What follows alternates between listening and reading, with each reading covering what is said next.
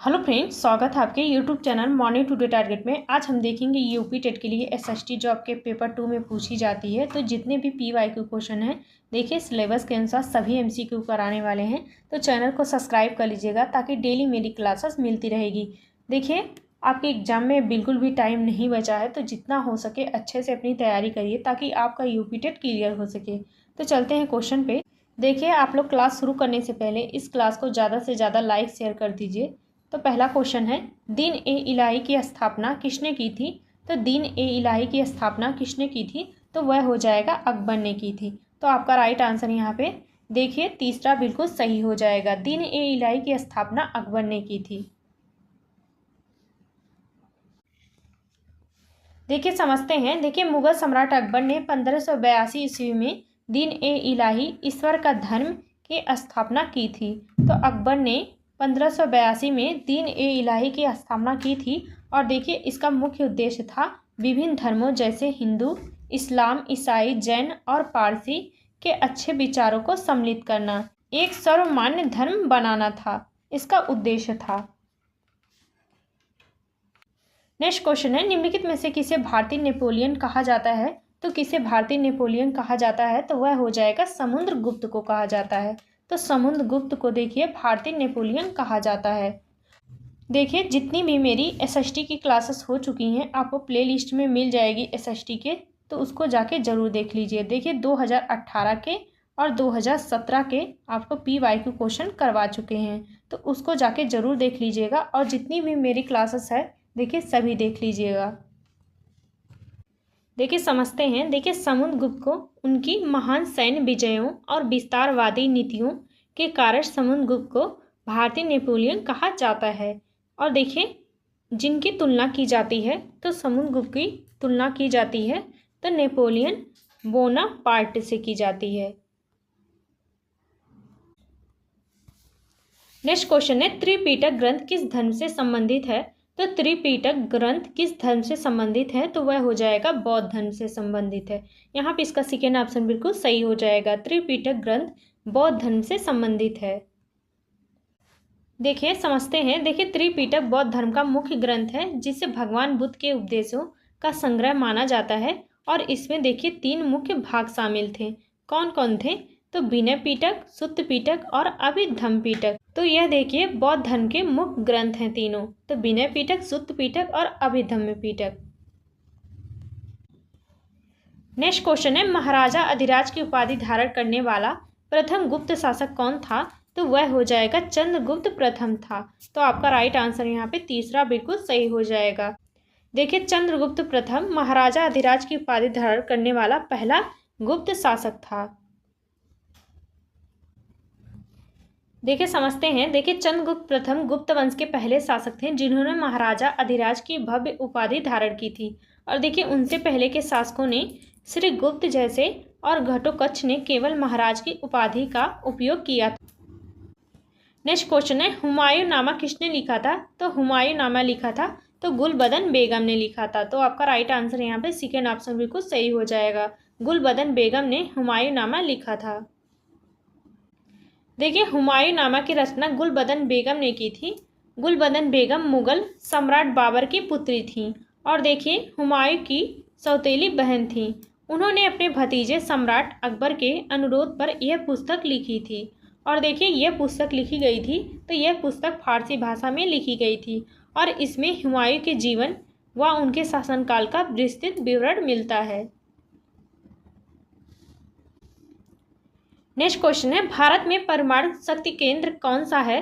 तो भारत में परमाणु शक्ति केंद्र कौन सा हो जाएगा? तो वह हो जाएगा कलपक्कम हो जाएगा। तो आपका डी ऑप्शन बिल्कुल सही हो जाएगा। भारत में परमाणु शक्ति केंद्र है तो कलपक्कम में है।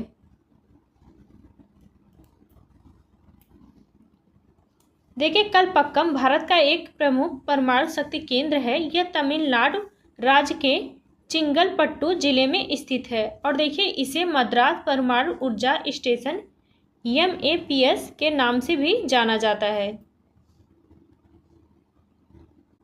नेक्स्ट क्वेश्चन है, पृथ्वी एवं सूर्य के मध्य अधिकतम दूरी की स्थिति को किस नाम से जानते हैं? तो वह हो जाएगा अपसौर के नाम से जानते हैं। तो आपका तीसरा ऑप्शन बिल्कुल सही हो जाएगा। पृथ्वी एवं सूर्य के मध्य अधिकतम दूरी की स्थिति को नाम से जानते हैं, तो वह अपसौर नाम से जानते हैं। देखिए, जब पृथ्वी सूर्य से अपनी अधिकतम दूरी पर होती है तो उस स्थिति को अपसौर कहा जाता है। और देखिए, यह घटना आमतौर पर होती है। तो यह घटना कब होती है? तो यह घटना होती है 4 जुलाई के आसपास होती है। इसके विपरीत देखिए क्या होता है। तो जब पृथ्वी सूर्य के सबसे करीब होती है तो क्या होता है? तो जब पृथ्वी सूर्य के सबसे करीब होती है तो उस स्थिति को देखिए उपसौर कहते हैं। नेक्स्ट क्वेश्चन है, निम्नलिखित तिथियों में से किस पर ग्रीष्म अयनांतर होता है? तो किस तिथि पर ग्रीष्म अयनांतर होता है? तो वह हो जाएगा 21 जून को होता है। तो आपका डी ऑप्शन बिल्कुल सही हो जाएगा। देखिए, इसके पहले मेरी जितनी भी क्लासेस हो चुकी हैं तो प्लीज़ आप लोग जाके देख लीजिए, क्योंकि जितने भी क्वेश्चन करवा रहे हैं देखिए PYQ क्वेश्चन करवा रहे हैं प्लस NCERT सिलेबस के अनुसार करवा रहे हैं। अगर आपने कर लिया तो देखिए आपका 100% यूपी टेट निकल जाएगा। तो जितना हो सके देखिए अपनी तैयारी को बेहतर तरीके से करिए, क्योंकि आपके एग्जाम में अब ज़्यादा दिन नहीं बचा है। देखिए, उत्तरी गोलार्ध में 21 जून को सूर्य कर्क रेखा ट्रॉपिक ऑफ कैंसर पर लंबवत चमकता है। तो उत्तरी गोलार्ध में 21 जून के सूर्य कर्क रेखा ट्रॉपिक ऑफ कैंसर पर लंबवत चमकता है। और देखिए, जिसे ग्रीष्म अयनांतर कहा जाता है। और देखिए, इस दिन उत्तरी गोलार्ध में वर्ष का सबसे लंबा दिन होता है और सबसे छोटी रात होती है। तो 21 जून को देखिए वर्ष का सबसे लंबा दिन होता है और सबसे छोटी रात होती है। नेक्स्ट क्वेश्चन है, निम्नलिखित पर्वत प्रकारों में से कौन सा भ्रंशन द्वारा उत्पन्न होता है? तो कौन सा पर्वत प्रकारों में से कौन भ्रंशन द्वारा उत्पन्न होता है? तो वह हो जाएगा देखिए अवरोधी पर्वत होता है। तो आपका डी ऑप्शन बिल्कुल सही हो जाएगा। देखिए, अवरोधी पर्वत भ्रंशन द्वारा उत्पन्न होता है। देखिए, जब पृथ्वी की सतह पर दरारें या भ्रंश पड़ते हैं और उनके बीच का हिस्सा ऊपर उठ जाता है या आसपास का हिस्सा नीचे धंस जाता है, तो उस स्थिति के कारण देखिए अवरोधी या ब्लॉक पर्वतों का निर्माण होता है। नेक्स्ट क्वेश्चन है, निम्नलिखित देशों में से किसमें मेयान ज्वालामुखी पर्वत स्थित है? तो वह हो जाएगा फिलीपींस में। तो आपका राइट आंसर यहाँ पे देखिए सेकेंड ऑप्शन बिल्कुल सही हो जाएगा। देखिए, फिलीपींस पर्वत में देखिए ज्वालामुखी मेयान पर्वत स्थित होता है। देखिए, फिलीपींस के लुजोन द्वीप पर स्थित एक सक्रिय ज्वालामुखी है। और देखिए इसकी विशेषता क्या है? तो इसकी विशेषता है इसे अपने परफेक्ट कोण के लिए जाना जाता है। देखिए, क्योंकि इसका आकार अत्यधिक सममित होता है। नेक्स्ट क्वेश्चन है, बिजली चमक एवं मेघ गर्जन किसकी विशेषताएं हैं? तो बिजली चमक एवं मेघ गर्जन की किसकी विशेषताएं होती हैं? तो वह क्षोभ मंडल की होती हैं। तो आपका राइट आंसर यहाँ पे पहला बिल्कुल सही हो जाएगा। देखिए, वायुमंडल की इसी परत में जलवाष्प और धूल के कण सबसे अधिक मात्रा में पाए जाते हैं। तो वायुमंडल की इसी परत में जलवाष्प और धूल के कण सबसे अधिक मात्रा में पाए जाते हैं, क्योंकि देखिए इसमें बिजली का चमकना, बादलों का गरजना, वर्षा और तूफान जैसी सभी मौसम संबंधी घटनाएं होती हैं। तो क्षोभ मंडल में पाई जाती हैं यह सभी घटनाएं। नेक्स्ट क्वेश्चन है, निम्नलिखित में से कौन सी शीत महासागरीय धारा है? तो कौन सी शीत महासागरीय धारा है? तो वह वेंगुएला धारा हो जाएगा। तो आपका राइट आंसर यहाँ पे तीसरा बिल्कुल सही हो जाएगा। देखिए, वेंगुएला धारा एक शीत महासागरीय धारा होती है। देखिए, वेंगुएला धारा होती है तो वेंगुएला धारा होती है यह दक्षिण अटलांटिक महासागर में बहने वाली एक ठंडी कोल्ड जल धारा होती है। और देखिए, ब्राज़ील धारा होती है तो ब्राज़ील धारा होती है यह दक्षिण अटलांटिक महासागर की गर्म जल धारा होती है। तो ब्राज़ील धारा होती है। और देखिए, क्यूरेशिया धारा होती है तो क्यूरेशिया धारा होती है यह प्रशांत महासागर की गर्म जल धारा होती है। और देखिए, गल्फ स्ट्रीम धारा होती है तो यह उत्तर अटलांटिक महासागर की प्रमुख गर्म जल धारा होती है। तो गल्फ स्ट्रीम धारा होती है। यह सभी देखिए पॉइंट याद रखिएगा, क्योंकि आपसे क्वेश्चन यहाँ से बनेंगे ही बनेंगे। नेक्स्ट क्वेश्चन है, निम्नलिखित युग में से कौन सा सुमेलित नहीं है? तो वह हो जाएगा न्यूनाटक भूमिगत जल हो जाएगा, जो आपका देखिए सुमेलित नहीं है। तो आपका तीसरा ऑप्शन बिल्कुल सही हो जाएगा। देखिए, न्यूनाटक का संबंध हिमनद ग्लेशियर से है। यह बर्फ से घिरे ऊंचे पर्वतीय शिखर या चट्टानी टीले होते हैं। तो नूनाटक का संबंध है देखिए हिमनद ग्लेशियर से है। यह बर्फ से घिरे ऊंचे पर्वतीय शिखर या चट्टानी टीले होते हैं जो हिमनद की सतह से ऊपर दिखाई देते हैं। नेक्स्ट क्वेश्चन है, सूचना का अधिकार अधिनियम कब पारित किया गया था? तो सूचना का अधिकार अधिनियम कब पारित किया गया था? तो वह हो जाएगा मार्च 2005 में पारित किया गया था।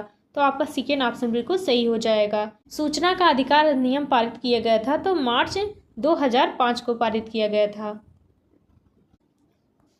देखिए पारित होने की तिथि कौन सी थी? तो कब पारित हुआ था? तो भारत की संसद ने इसे ऐतिहासिक विधेयक को 15 जून देखिए 2005 को पारित किया था। और देखिए किसकी सहमति से पारित हुआ था? तो राष्ट्रपति की सहमति से पारित हुआ था। इसे तत्कालीन राष्ट्रपति डॉक्टर APJ अब्दुल कलाम से 15 जून 2005 को ही स्वीकृति प्राप्त हुई थी। नेक्स्ट क्वेश्चन है, भारत में दल विहीन लोकतंत्र का प्रस्ताव सर्वप्रथम किसने प्रस्तुत किया था? तो भारत में दल विहीन लोकतंत्र का प्रस्ताव सर्वप्रथम किसने प्रस्तुत किया था? तो वह हो जाएगा MN राय ने प्रस्तुत किया था। तो आपका सेकेंड ऑप्शन यहाँ पे बिल्कुल सही हो जाएगा। देखिए MN राय ने इन्होंने भारत में दल विहीन लोकतंत्र के विचार की शुरुआत की थी। और देखिए इनका मानना था कि दलीय व्यवस्था जनता की शक्ति को भ्रष्ट करती है। नेक्स्ट क्वेश्चन है, संविधान में मूल कर्तव्यों को किस समिति की अनुशंसा पर किया गया था? तो संविधान में मूल कर्तव्यों को किस समिति की अनुशंसा पर शामिल किया गया था? तो वह हो जाएगा स्वर्ण सिंह समिति की अनुशंसा पर शामिल किया गया था। तो आपका तीसरा ऑप्शन बिल्कुल सही हो जाएगा। देखिए स्वर्ण सिंह समिति की सिफारिशों के आधार पर 42वें संविधान संशोधन अधिनियम 1976 के माध्यम से संविधान में एक नया भाग 4A और अनुच्छेद 51A जोड़ा गया था। नेक्स्ट क्वेश्चन है, वित्त आयोग के गठन का प्रावधान भारतीय संविधान के किस अनुच्छेद में है? तो वित्त आयोग के गठन का प्रावधान भारतीय संविधान के किस अनुच्छेद में है? तो वह हो जाएगा अनुच्छेद 280 हो जाएगा। तो आपका राइट आंसर यहाँ पे पहला बिल्कुल सही हो जाएगा।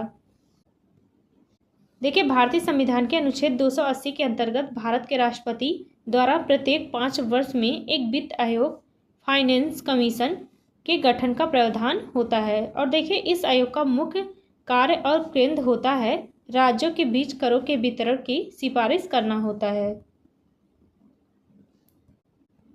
नेक्स्ट क्वेश्चन है, संवैधानिक प्रश्नों की सुनवाई निम्न में से कितने न्यायाधीश करते हैं? तो वह हो जाएगा 5 न्यायाधीश करते हैं। यहाँ पे इसका फर्स्ट आंसर बिल्कुल सही हो जाएगा।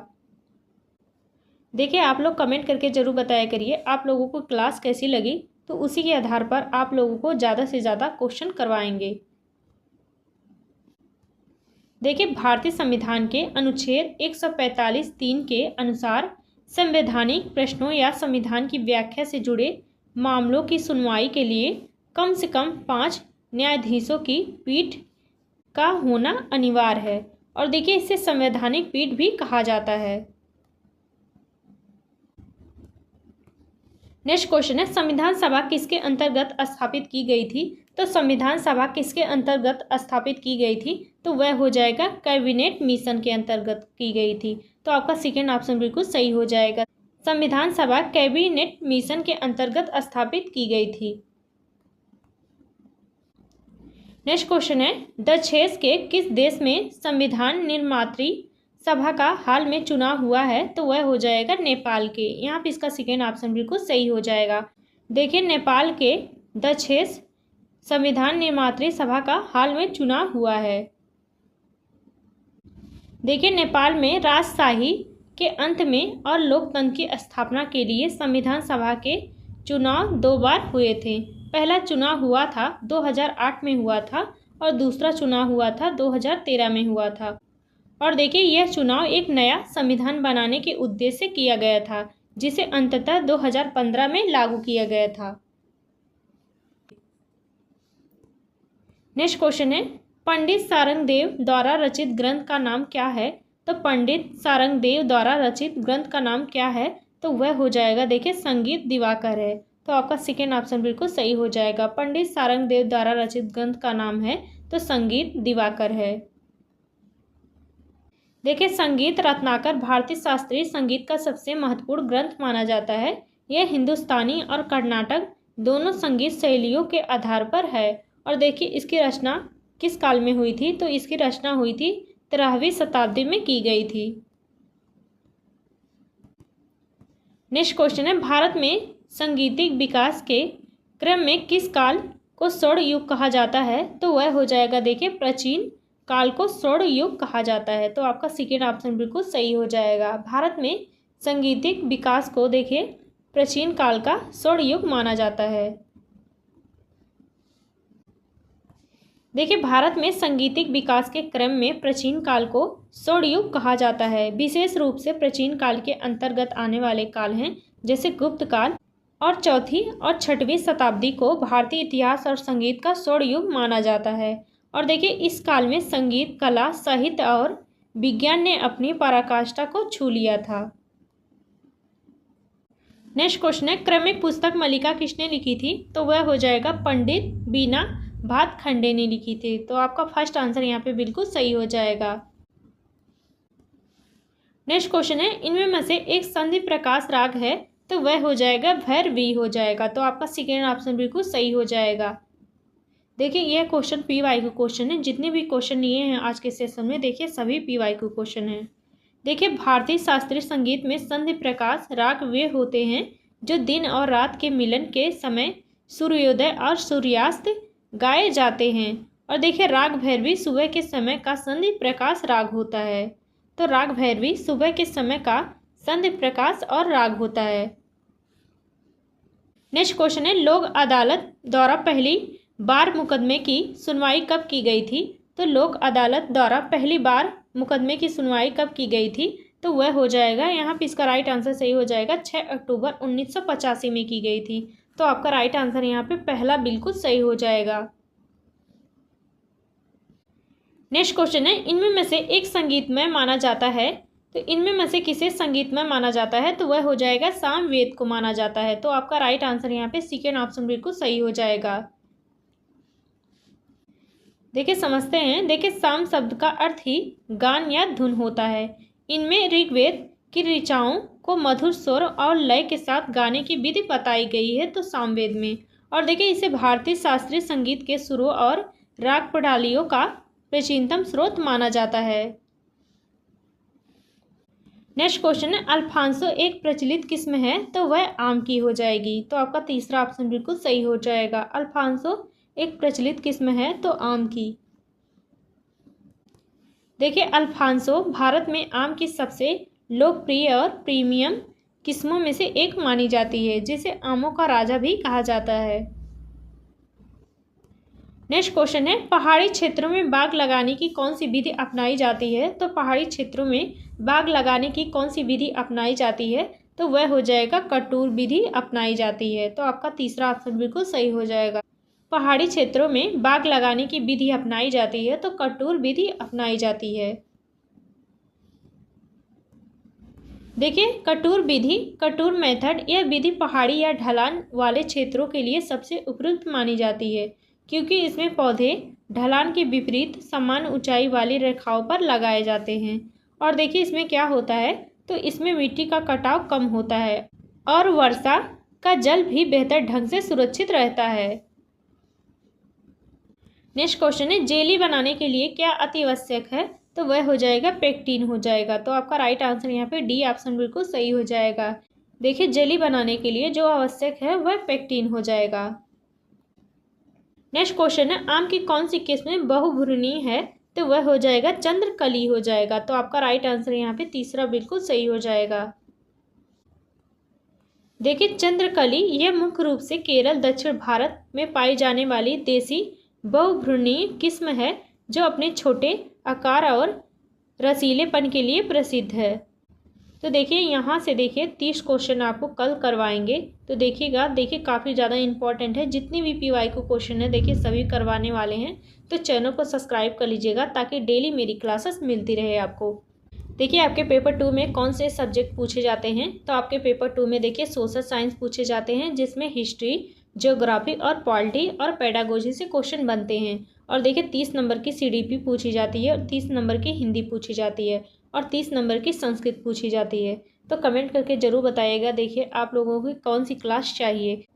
तो देखिए SST आपको डेली कराने वाले हैं, तो SST आपको करवाएंगे तो CDP और हिंदी के लिए कमेंट करके ज़रूर बताइएगा। तो मिलते हैं नेक्स्ट क्लास में। और देखिए अपनी तैयारी को बेहतर तरीके से शुरू कर दीजिए, ये मत सोचिए आज नहीं तो कल पढ़ेंगे। देखिए आपका टाइम अब बिल्कुल भी नहीं है, तो आपका टाइम निकल जाएगा, ऐसे ही करके आपकी तैयारी नहीं हो पाएगी। इसलिए जितना हो सके देखिए अच्छे से पढ़िए। और देखिए इस क्लास की PDF के लिए देखिए टेलीग्राम से जुड़ जाइएगा, आपको इस क्लास की PDF मिल जाएगी।